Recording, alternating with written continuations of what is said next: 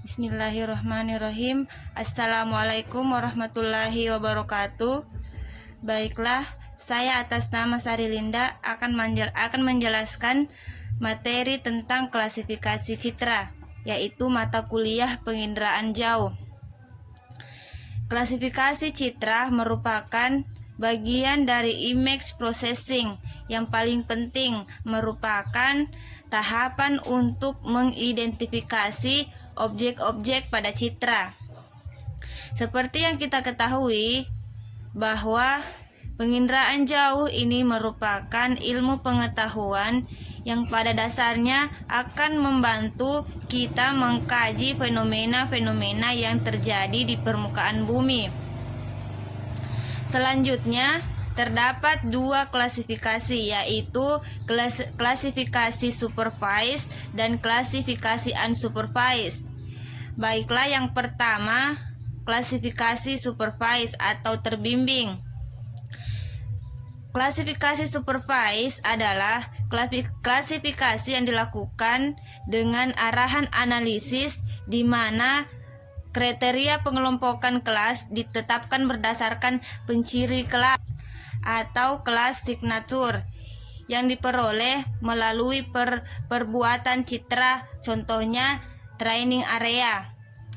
Metode klasifikasi supervised diawali dengan pembuatan dari contoh untuk menentukan penciri kelas.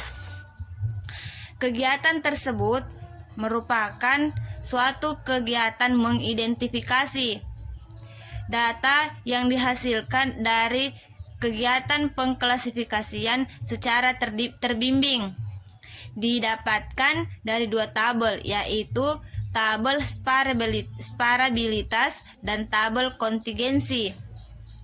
Selanjutnya, proses pemilihan kategori informasi atau kelas yang diinginkan, kemudian memilih daerah latihan atau training sample yang dapat mewakili tiap kategori pada citra. Statistik yang diperoleh kemudian digunakan sebagai dasar untuk klasifikasi apabila kelas yang dipilih dapat dipisahkan secara spektral dan daerah latihan yang dipilih mampu mewakili seluruh rangkaian data, maka proses klasifikasi tersebut akan berhasil dengan baik. Selanjutnya, yang kedua, klasifikasi unsupervised atau klasifikasi tidak terbimbing merupakan klasifikasi dengan pembentukan kelasnya sebagian besar dikerjakan oleh komputer. Kelas-kelas yang terbentuk dalam klasifikasi ini sangat bergantung kepada data itu sendiri, yaitu dikelompokkannya piksel berdasarkan kesamaan atau kemiripan spektralnya. Klasifikasi ini juga menggunakan algoritma yang mengkaji sejumlah besar piksel yang dikenal, kemudian membaginya ke dalam sejumlah kelas berdasarkan pengelompokan biasa nilai citra yang ada, dengan anggapan bahwa nilai di dalam suatu jenis tutupan tertentu seharusnya saling berdekatan pada ruang pengukuran. Sedangkan pada data kelas yang berbeda harus dapat dipisahkan dengan baik secara komparatif. Kelas yang dihasilkan di sini adalah kelas spektral. Selanjutnya, klasifikasi unsupervised atau klasifikasi tidak terbimbing ini dalam prosesnya hanya sedikit hal yang ditetapkan atau diatur oleh seorang analisis, misalnya jumlah kelas atau klaster yang akan dibuat atau teknik yang akan digunakan. Klasifikasi ini disebut juga dengan clustering, di mana clustering ini adalah suatu teknik klasifikasi untuk identifikasi yang serangkaian proses untuk mengelompokkan observasi ke dalam suatu kelas atau klaster yang benar ke dalam suatu set kategori yang disusun. Klasifikasi unsupervised bisa saja menjumpai beberapa kelas spektral yang dihasilkan berkaitan dengan lebih dari satu jenis kategori informasi. Hal ini berarti bahwa jenis kategori informasi tersebut secara spektral serupa dan tidak dapat dibedakan pada serangkaian data tertentu. Selanjutnya, kita kembali pada klasifikasi citra.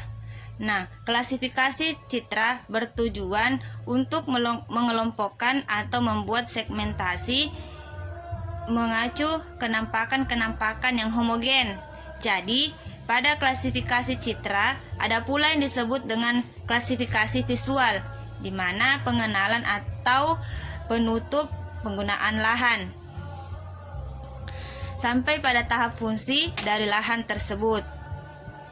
Untuk dapat melakukan interpretasi penafsir memerlukan unsur-unsur pengenalan pada objek atau gejala yang direkam pada citra. Unsur-unsur pengenalan ini secara individual maupun secara kolektif mampu membimbing penafsir atau peneliti ke arah pengenalan yang benar. Klasifikasi citra juga merupakan proses yang berusaha mengelompokkan seluruh piksel pada suatu citra ke dalam sejumlah kelas, kemudian mempresentasikan suatu entitas dengan properti yang spesifik. Dalam pengolahan data, citra yang bertujuan untuk dijadikan data primer sebuah pemetaan atau penelitian, yaitu daerah yang terdapat pada peta harus terlebih dahulu diketahui wilayahnya. Apakah wilayah tersebut merupakan daerah pemukiman, perkebunan atau daerah pantai. Jadi di sini kita harus mengenali dulu, mengetahui wilayahnya, jenis wilayah tersebut yang akan diteliti. Data pengiriman jauh pada umumnya berbentuk data digital yang merekam unit terkecil dari permukaan bumi, seperti contohnya dalam sistem perekaman data. Jadi, unit terkecil ini dikenal dengan nama piksel yang berupa koordinat 3 dimensi. Jadi, tujuan dari proses klasifikasi citra adalah untuk mendapatkan gambar yang terdiri dari bagian-bagian yang menyatakan satu objek atau tema tertentu pada objek yang akan kita teliti tersebut. Selanjutnya, metode klasifikasi lahan yaitu menggunakan metode klasifikasi supervised maupun unsupervised, memiliki kelebihan dan kekurangan masing-masing. Jadi, metode klasifikasi supervised baik digunakan untuk kawasan yang sudah diketahui dan dapat mudah diakses atau dijangkau untuk keperluan pengenalan tutupan lahan secara tertris. Sedangkan metode klasifikasi unsupervised baik digunakan untuk pembuatan klasifikasi lahan di kawasan yang belum terlalu dikenali atau diakses dan yang susah untuk dimasuki secara tertris. Jadi di sini klasifikasi supervised. Baiklah, itulah tadi materi yang telah saya jelaskan. Lebih dan kurangnya mohon dimaafkan. Wabillahi taufiq wal hidayah. Wassalamualaikum warahmatullahi wabarakatuh.